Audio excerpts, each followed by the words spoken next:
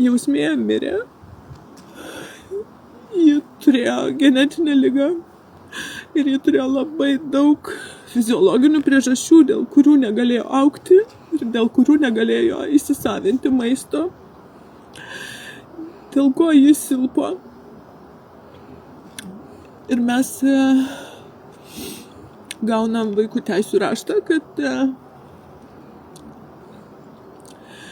reikia iš mūsų paimti vaikus mirties akivaizdoje.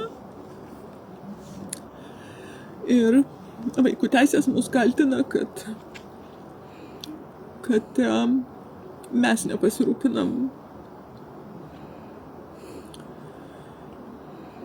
Ir tai yra nežmoniška. Ir tai nieko nesusiję su tikrove, su realybe.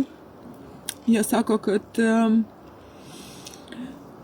nepakanka mūsų name vietos ir dėl to reikia paimti vaikus, nes jiem neužtikrinamos yra gyvenimo sąlygos, jos yra nepalankios.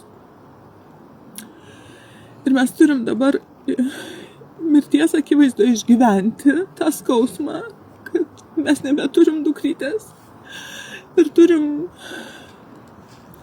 gintis prieš vaikų teisės, kurie atakuoja ir nori paimti ir kitus vaikus.